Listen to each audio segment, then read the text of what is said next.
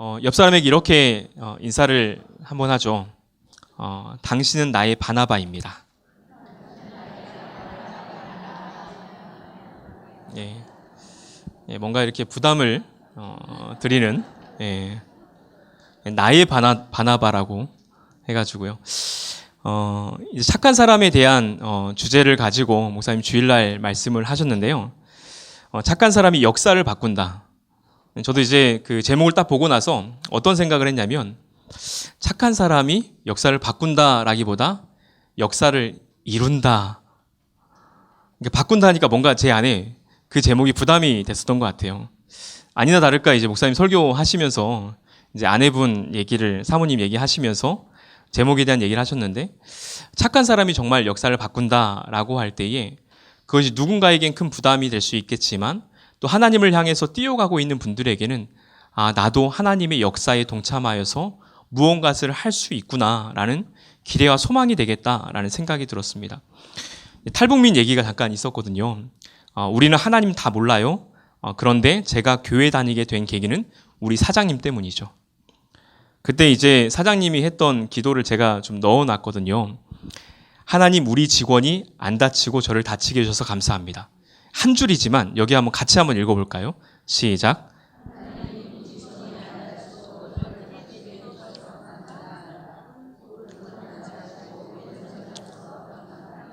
예, 이제 여러분의 기도가 된 겁니다.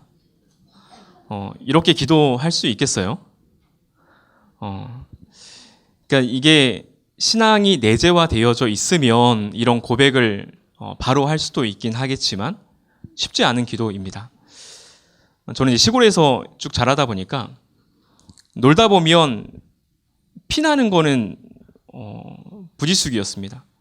그리고 이제 고양이를 되게 좋아했거든요.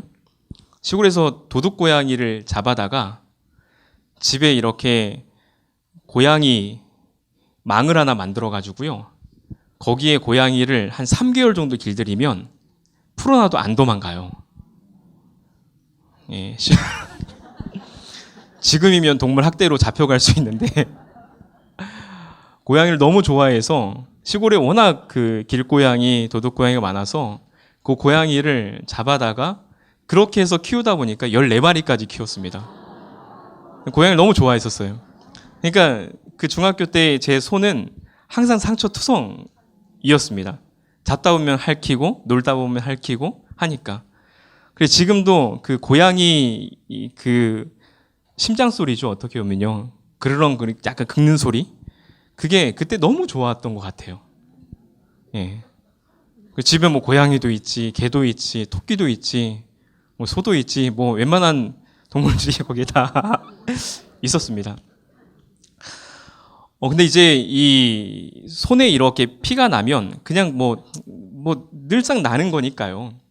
그냥 이렇게 약 하나 바르고 그만두든지 했었는데 그러다 보니까 제 안에 생긴 버릇 같은 말이 뭐였냐면 피 안 나면 괜찮은 거야.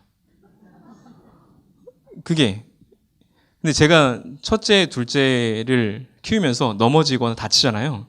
그러면 제가 첫째한테 늘 많이 했던 말이 피 안 나면 괜찮은 거야, 일어나. 예, 그런 거예요. 근데 그 첫째가 둘째랑 셋째한테 똑같이 말을 하고 있더라고요. 그래서 이게 내가 교육을 잘못 시켰나. 근데 실제로 괜찮긴 하더라고요.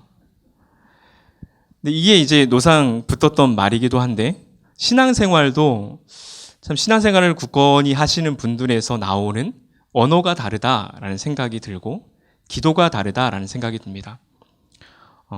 요즘엔 그 청년들이 이런 말을 잘 안 하는 것 같아요. 무슨 일 있을 때 주여, 아버지. 그리고 또 어르신들의 입술에서도 이런 말이 잘 안 나온다라는 생각도 요즘에 좀 듭니다. 무슨 일이 있었을 때 아버지 하나님, 주여. 간단한 이 고백이지만 하나님을 찾는 이 고백들, 그게 어려움의 순간이든지 아니면 기쁨의 순간인지 주님 감사합니다. 정말 고마워요. 그러니까 이런 어떤 감탄사와 같은 신앙의 고백들도 우리가 잃어버리고 있는 게 아닌가라는 생각이 들었습니다.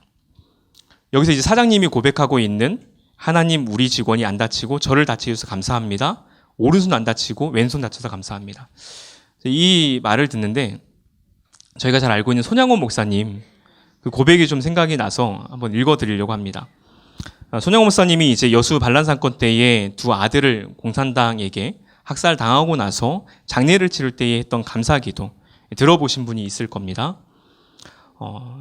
나 같은 죄인의 혈통에서 순교의 자식들이 나오게 하셨으니 하나님 감사합니다. 허다한 많은 성도들 중에 어찌 이런 보배들을 주께서 하필 내게 맡겨주셨는지 그 점 또한 주님 감사합니다. 삼남 삼녀 중에서도 가장 아름다운 두 아들 장자와 차자를 바치게 된 나의 축복을 하나님 감사합니다. 한 아들의 순교도 귀하다 하거늘 하물며 두 아들의 순교이리요 하나님 감사합니다. 예수 믿다가 누워 죽는 것도 큰 복이라 하거늘 하물며 전도하다가 총살 순교 당함이리니요 하나님 감사합니다. 미국 유학 가려고 준비하던 내 아들 미국보다 더 좋은 천국에 갔으니 내 마음이 안심되어 하나님 감사합니다. 나의 사랑하는 두 아들을 총살한 원수를 회개시켜 내 아들 삼고자 하는 사랑의 마음을 주신 하나님 감사합니다. 내 두 아들의 순교로 말미암아 무수한 천국의 아들들이 생길 것이니 믿어지니 우리 하나님 감사합니다. 이 같은 역경 중에서도 이상 8가지 진리와 하나님 사랑을 찾는 기쁜 마음, 여유 있는 믿음 주신 우리 주 예수 그리스도께 감사합니다. 그 10번째는 이렇듯 과분한 축복 누리게 되는 것을 감사합니다. 그러니까 그럼에도 불구하고 라는 이 고백이 우리 안에서 이 상황 속에서도 내가 가지고 있는 정말 역전의 믿음을 고백할 수 있는 것이 아닌가라는 생각이 듭니다. 어떠세요? 그러니까 나의 신앙은 이런 고백을 할 수 있는가? 때로는 이 고백이 굉장히 나를 무겁게 하기도 하고 또 어떤 분에게는 그래요, 나도 이런 신앙의 고백을 하면서 정말 내 신앙을 성장시켜 봐야 되겠다. 제가 종종 살아가다 보면 생각나는 한 권사님이 있으신데요. 그 대학교 시절 때 자원봉사를 할 때 이제 어려운 이웃을 돕는 동아리였습니다. 근데 이제 그 권사님을 한 10년 넘게 쭉 왔어요. 그러니까 졸업하고도 대학원 졸업하고도 찾아갔던 권사님입니다. 우리 교회 일을 정말 열심히 봉사를 하시다가 몸이 너무 불편해지셔서 이제 아들과 함께 사시는데 몇 년 전부터는 이제 계속 누워 계실 수밖에 없는 상황인 거예요. 그러니까 침대랑 그 방 몇 걸음 정도 활동할 수밖에 없는 건강 상태가 되셨는데 갈 때마다 권사님이 늘 하시는 말씀이 뭐냐면 하나님께 너무 죄송하다는 거예요. 왜 죄송하세요? 라고 그날 물어보니까 그래도 두 다리 멀쩡해서 걸어 다닐 때는 전도라도 할 수 있었는데 지금은 누워가지고 아무것도 할 수 없어가지고 전도도 못하고 봉사도 못하고 너무 하나님 볼 낯이 없다. 그렇게 얘기를 하시는 거예요. 근데 이제 그 말이 굉장히 저를 또 부끄럽게 하더라고요. 그 신앙의 고백을 하고 있는 권사님이 너무 대단해 보이기도 하고 두 다리 멀쩡해서 살아가고 있는 나는 하나님 앞에서 그럼 어떤 삶을 살아야 되는가. 근데 이제 그렇게 불편하시니까 성경을 계속 들으시고 성경을 계속 쓰시고 그 시간들을 이제 기도하며 채워가시는 모습 속에서 권사님과 대화하면 하나님하고 너무 가깝다는 생각이 많이 드는 거예요.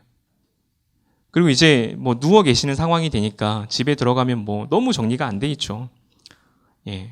그리고 가면 또 냄새도 나고. 근데 그런 어떤 걸 다 떠나고 그 권사님하고 얘기하고 있다 보면 하나님하고 너무 가깝다라는 느낌들이 가까이 느껴지는 거예요. 그러면서 제 자신을 이렇게 들여다봤던 생각들이 있습니다. 그러니까 우리의 믿음의 고백이라는 것은 과연 뭘까? 그리고 이제 목사님이 쭉 하면서 바나바에 대한 이야기를 했었고요. 착한 사람이요 성령과 믿음이 충만한 사람이다 라고 말하고 있습니다. 그리고 특징에 대해서 두 가지를 더 상징적으로 얘기했을 때에 바나바가 원래 이름은 요셉이지만 사도들이 바나바를 보고 나니까 위로의 아들이다 라고 말을 하고 있었고 바나바의 일생을 보니까 바울과 마가를 세우는 사람을 세우는 역할들을 잘했다. 이 두 가지의 특징을 통해서 우리 성도님들이 어떤 삶을 좀 살았으면 좋겠냐. 요즘에 말씀을 통해서 저도 이렇게 기도하게 되는 것은 정말 하나님 앞에서 정체성을 바로 세워가고 또 바나바를 말한다면 정말 착한 사람. 착한 사람은 누구냐라고 할 때에 성령과 믿음이 충만한 사람. 그리고 그 충만함이라는 것이 단순히 내 안에서 내가 신앙 좋아라는 것이 아니라 인격적으로 더 성숙되어지는 모습으로서 비춰지는 그러한 나 자신과 성도님이 되면 좋겠다라는 바람을 좀 갖게 되어집니다. 옆 사람 한번 이렇게 보실래요? 옆 사람 먼저 보셔서 어떻게 좀 거기에 부합한 분들이 옆에 계신가요? 한번 옆에 분 좀 민망하니까 좀 멀리 한번 분단을 넘어서 한번 보세요. 분단을 넘어서 성령과 믿음이 충만한 분들이 좀 보이는지. 예. 근데 이제 이 정체성을 묻는 질문들이 참 어렵더라고요. 어떠세요? 너무 감사하고 진단할 수 있는 시간들인데 저는 좀 어렵게 다가오는 부분들이 있더라고요. 왜냐하면 내가 그렇게 못 사는 것 같아서. 예, 저만 그런지 모르겠지만 우리 브라보 시니어 성도님들 이렇게 믿음을 잘 굳건히 지키며 또 살아가는지 모르지만 이 안에서 계속 고민하게 되어지는 것들이 제 안에 있습니다. 그래서 오늘은 정체성을 말씀하셨던 이 말씀 본문을 한 번 더 보고요. 거기 안에서 우리가 어떠한 마음으로 이 시간들을 좀 보내야 될지 그 마음을 좀 전하는 시간으로 오늘 좀 시간을 보내면 좋겠습니다. 여기 1번에 제가 우리의 정체성을 묻는 시간들, 신앙생활의 체질 개선을 강권하신다. 저는 지금 목사님 설교를 쭉 듣고 저도 브라보 시니어를 섬기면서 하나님이 이 신앙생활에 있어서 우리의 체질을 하나님이 좀 잘 바꿔가길 원하신다라는 그 용어로 좀 들리더라고요. 여러분 내 체질 검사 해보신 적 있으시죠? 체질 검사 있으신가요? 건강검진, 체질 검사. 제가 요즘에 막 머릿속에 드는 것은 하나님이 우리의 영적인 체질, 신앙의 체질을 막 바꾸려고, 그리고 어떤 분은 건강한데 건강하지 않은 것처럼 느낀 분들은 너 건강해라고 얘기해주고 싶고, 이 영적인 체질이나 신앙의 체질 관심이 없는 분들에게는 이거에 관심 좀 갖고 정말 신앙생활 건강하게 체질을 만들었으면 좋겠다라고 강권하시길 바라는 게 아닌가라는 생각들이 들었습니다. 말씀 통해서는 이제 이런 어떤 정체성에 대한 말씀이 있었습니다. 마태복음 5장 16절 같이 한번 읽어볼까요? 시작. 이같이 너희 빛이 사람 앞에 비치게 하여 그들로 너희 착한 행실을 보고. 이제 마태복음 5장 13절과 14절에서는 너희는 세상의 소금이다. 너희는 세상의 빛이다. 우리가 잘 알고 있는 거죠. 세상의 빛이고 세상의 소금이다. 그러면서 이 빛이 사람 앞에 비치게 하여서 그들로 너희의 착한 행실을 보게 하라. 그러면 그들로 하여금 하나님의 그 아버지의 영광이 드러나게 될 것이다. 결과값도 얘기합니다. 빛과 소금을 통해서 하나님 아버지의 영광이 드러나게 되어진다. 사도행전 11장 24절 같이 읽겠습니다. 시작. 바나바는 착한 사람이요 성령과 믿음이 충만한 사람이라. 예, 너무 생생하게 기억하고 있죠. 바나바는 착한 사람이요 성령과 믿음이 충만한 사람이라. 근데 이렇게 착한 사람이고 성령과 믿음이 충만한 이 결과 그 뒤에 값도 뭐라고 말하냐면요. 이에 큰 무리가 주께 더하여지나이다. 그러니까 큰 무리가 주 앞에 돌아오게 되어지는 역사들을 볼 수 있다는 거죠. 그리고 에베소 5장 8절에서 9절 같이 한번 읽겠습니다. 시작. 이제는 주 안에서 빛이라 빛의 자녀들처럼 행하라. 빛의 열매는 모든 착함과 의로움과 진실함에 있느니라. 이것도 생생하죠. 오늘은 하나님 저에게 주신 마음은 정체성에 대해서 다시 한번 반복 수업하고 이 시간들을 브라보시의 모든 성도님들이 그 궤도에 같이 올라타서 정말 하나님 앞에서 기쁘고 즐거운 신앙생활을 하면 좋겠다. 낙오되는 분 없이 같이 가면 좋겠다라는 마음이라서 본문을 그대로 좀 넣어놨습니다. 주 안에서 빛이라. 그러니까 이미 빛인 거죠, 빛. 옆에 분 얼굴이 빛처럼 빛날 수 있는 거죠. 혹여나 이제 정말 근심과 걱정이 얼굴에 이렇게 사무친다 하더라도 우리의 영혼이 빛날 수 있는 겁니다. 그래 빛의 자녀처럼 행하라. 그것은 착함과 의로움과 진실함에 있느니라. 그리고 그 뒤에 본문 여긴 적어놓지 않았지만요. 주님께서 기뻐하시는 일인지 또 그렇지 않은지 한번 분별해 봐라. 그러니까 이렇게 살아가면서 정말 착함과 의로움과 진실함으로 살아가는 것이 이런 거니까 주님 기뻐하시는 거구나. 주님 기뻐하시는 것이 이런 게 아니구나 라는 것을 한번 분별해 봐라 라고 얘기하는 거죠. 그리고 골로새 4장 6절 같이 읽겠습니다. 시작. 너희 말을 항상 은혜 가운데서 소금으로 맛을 냄과 같이 하라. 소금으로 한번 맛을 냄과 같이 살아보라. 그러니까 이 정체성이라는 어떤 질문 하에서 내 인생이라는 것은 하나님이 나를 소금이라 말하시고 빛이라 말하시고 결국 우리의 인생이라는 것은 착한 이 사람으로서 살아가는 것이 예수 그리스도를 믿고 있는 성도의 본분이라고 얘기하고 있는데 과연 그러한 삶이 내 안에 이렇게 있는가 묻고 있는 거죠. 저는 이게 이제 신앙생활에 있어서 체질을 개선하고 있다라는 이 흐름으로 들렸습니다. 그러면서 제가 썼던 문진표가 하나 있거든요. 그 신앙생활 정체성 문진표라고 제가 이렇게 적어봤습니다. 불러드려 볼게요. 거긴 안 써 있습니다. 제 것만 있어요. 한번 이 문진표에 한번 스스로 한번 답을 해보세요. 5가지인데요. 첫 번째로는 나는 누구를 가장 의식하며 살고 있습니까? 보기가 있습니다. 사람, 그리고 하나님, 상황과 형편. 어렵지 않아요. 그렇죠? 그리고 두 번째, 나는 무엇으로 내 가치를 느낍니까? 이것도 보기가 있습니다. 첫 번째로 내가 이룬 것, 자녀, 일, 성취. 두 번째로는 사람들의 인정. 세 번째로는 하나님이 주신 은혜. 그리고 세 번째로 문진표는 나는 실수하거나 죄를 지었을 때 어떻게 합니까? 첫 번째로는 그냥 넘어간다. 두 번째로는 마음이 무너지고 멀어진다. 세 번째로 하나님께 나아가 기도한다. 그 네 번째 문진표는 나는 하나님을 언제 가장 찾습니까? 라는 건데요. 첫 번째로는 어려울 때만, 두 번째로는 정해진 때만, 예배 시간, 기도 시간, 그리고 세 번째로는 늘 함께 하려 한다. 그 다음에 다섯 번째로 마지막 문진표입니다. 요즘 내 마음을 가장 많이 차지하는 것은 무엇입니까? 첫 번째로 건강, 자녀, 현실 걱정. 두 번째로 지나온 일, 지나간 일에 대한 후회와 아쉬움들. 세 번째로 하나님과 천국의 소망. 이 문진표와 답이 흑백 논리로 말할 수는 없겠다라는 생각이 드는데요. 저는 이 시간들을 저희가 잘 활용하면 좋겠다라는 생각이 듭니다.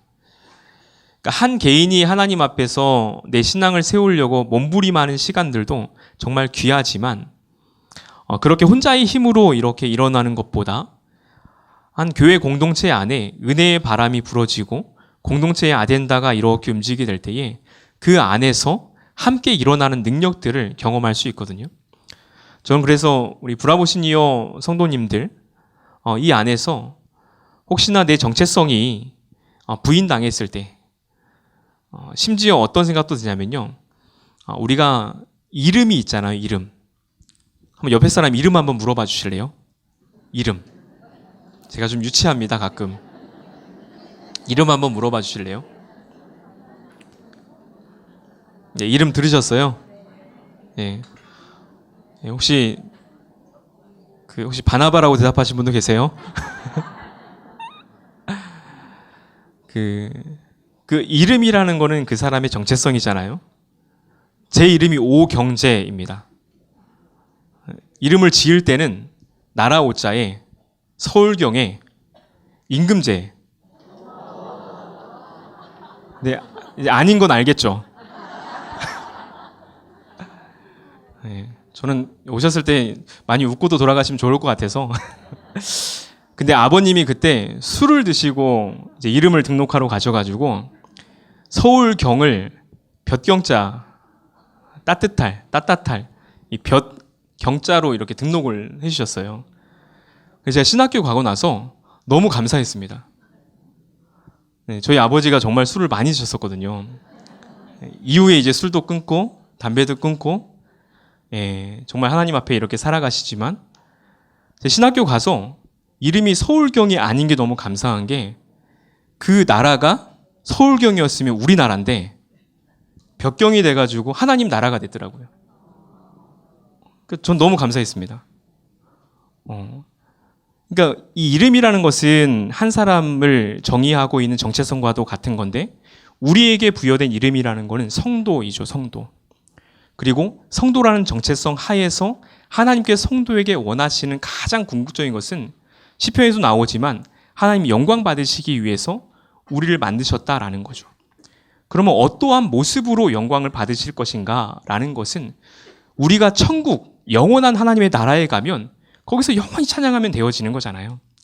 근데 지금 우리가 이 현실에서 지금 이 지상에서 우리가 하나님의 성도로서 어떻게 살아가야 되는가라는 것은 사명적인 겁니다. 그렇잖아요. 하나님의 백성으로 부름을 받았다는 것은 소명이라고 얘기하고요. 내가 그럼 어떠한 소명받은 자로서 어떠한 삶을 살아가야 되는가라고 할 때 그 사명을 얘기하고 있거든요. 그럼 사명을 감당하려면 그 사명에 맞는 또 훈련을 받게 되어지는 거죠. 그러니까 우리를 사명자로 불러주신 거죠. 우리가 잘 알고 있는 인식 중에 하나가 증인된 삶이다 라고 할 수 있는 거죠. 근데 제가 이제 이러한 묵상들을 계속 몇 주간 하면서 마음 한켠에 계속 불편함이 있었던 게 있더라고요. 불편함이. 왜냐하면 이제 브라보 시니어 성도님들도 그렇고 제가 알고 있는 분들도 그렇고 신앙적으로 월등히 잘 살고 계신 분이 계세요. 너무 잘 사세요. 범주하지 못할 정도로 정말 본받고 싶은 분들이 계시는데 또 많은 분들은 그렇게 사는 게 참 버겁다. 더 이 말씀이 선포될수록 위축되는 게 아닌가라는 생각이 드는 성도님도 참 많이 있었습니다. 그래서 제가 여기 2번에다가 이렇게 써놨잖아요. 말씀의 도전 앞에 나는 어떤 모습인가? 어떤 모습인가? 제가 여기 옆에다가 제가 말씀 준비하면서 뭐라고 써놨냐면요. 그 에어컨 모드 있잖아요. 모드. 취침 모드. 영적으로 내가 이 말씀이 선포됐을 때에 그냥 우화적으로 생각해 보면 나는 취침 모드 아닌가? 나는 절전 모드 아닌가? 나는 송풍 모드 아닌가? 아니면 이 말씀이 선포돼서 강력하게 나를 드라이브를 걸고 있으니까 강풍 모드로 막 달려가려고 하는 모습은 아닌가? 근데 마음에 걸림이 있었던 성도님들이 어떤 분이냐면 이 정체성에 대한 선포와 사명적인 선포와 한번 착한 사람으로 잘 살아보자 하는데 매일같이 좌절되는 분들이 참 많이 생각이 나더라고요. 최근에 보고 있는 책 중에 그 인생의 궤도를 수정할 때라는 고든 맥도날드의 책이 있습니다. 거기 앞부분에 보면 맥도날드의 친구가 했던 말 한마디가 나와 있는데 이 글귀입니다. 내가 인생을 시작했을 때만 해도 타석에 들어설 때마다 홈런을 칠 것 같은 기분이었지. 그런데 지금은 그저 야구공에 맞지 않고 무사히 경기가 끝나기만을 바랄 뿐이네. 어떠세요, 여러분은? 이 중에서는 나 계속 홈런 칠 거야 라는 분도 있지만 이 뒤에 말하고 있는 것처럼 이제는 야구공에 맞지 않고 무사히 내 인생 마무리되기를 바라는 그러한 모습이 아닐까라는 생각도 들었습니다. 그러면서 이제 자각이 일어나는 세 가지 조건을 그 책에서 얘기하는데요. 한 가지는 개인적인 와해, 그러니까 잘못된 선택이 쌓여서 삶이 비명스러워와 함께 멈춰 서는 순간들. 인생 살면서 어떻게 늘 좋은 선택만 하겠어요. 잘못된 선택을 했을 때에 좌절을 경험한다라는 것을 얘기하고요. 이때 자각을 한답니다. 이렇게 살지 말아야지. 이렇게 선택하지 말아야지. 두 번째로 개인적인 실망인데 처음 기대했던 것에 못 미치는 삶을 직면하게 되는 때. 아마 이런 경험도 다 있지 않을까라는 생각이 듭니다. 그리고 이 책이 주목하는 것은 세 번째인데요. 긍정적 불만족이라고 해서 지금보다 더 깊고 넓은 삶이 가능하다는 내면의 갈망. 그래서 밑에 써놨지만 성품과 관계에 신앙이 더 성장할 수 있다는 것을 인식하는 데서 오는 거룩한 충동이다. 저는 이 자리에 있는 이제 성도님들이 그래도 이 착한 사람이라는 선포, 그리고 정체성에 대한 선포 속에서 내가 빛과 소금이 돼야 되겠다라는 이 마음들, 나도 정말 착함과 의로움과 진실함으로 한번 살아봐야지 라는 어떤 것이 지금 현재 내 수준에 못 미친다 하더라도 그것이 여기 표현한 대로 긍정적인 불만족으로 여러분 가운데 온다 하더라도 이것이 건강한 불만족이다라고 생각하시면 좋을 것 같아요. 그래서 한번 같이 가보자. 저는 그런 마음으로 오늘 말씀 에베소서를 같이 읽고 마무리하고자 하는데요. 그래서 여기 이렇게 써놨습니다. 에베소 말씀을 통한 자기의 정체성 인식과 영적 성장과 사명에 대한 갈망. 에베소의 출발점에는 우리를 누구라고 말하고 있냐면 하늘에 속한 신령한 복을 받은 사람들이다 라고 합니다. 한번 옆 사람에게 이렇게 말할게요. 당신은 하나님의 신령한 복 받은 사람입니다.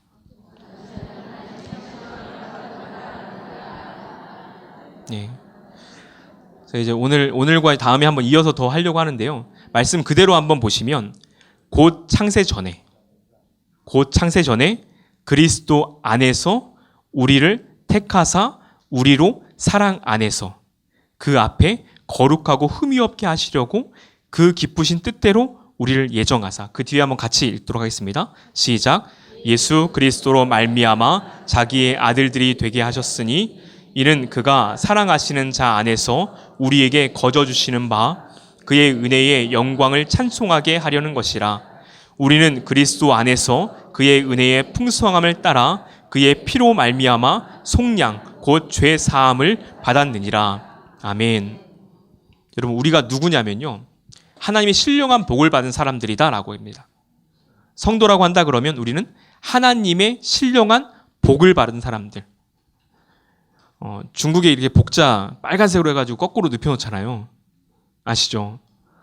그 어떤 세상적인 복도 받으려고 그 복자를 거꾸로 눕혀가지고 써놓는데 우리는 누구냐면 하늘에 속한 신령한 복을 받은 사람들이다. 근데 그것이 어떤 거냐면 제가 요즘에 고난주간 그 묵상집 보면서 첫 장면이 예수님이 양을 이렇게 어깨에 메고 있는 장면이잖아요. 또 그런 생각이 드는 거예요. 야, 나라면 메고 싶은 양을 고를 텐데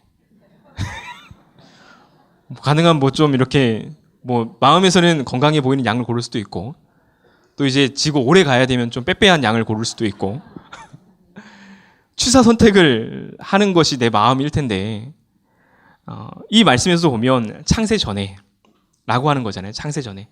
그러니까 내가 어떻게 보면 내 인생을 시작하기 이전에 하나님의 역사 속에서 우리는 신령한 복을 받은 사람들이다라는 거죠.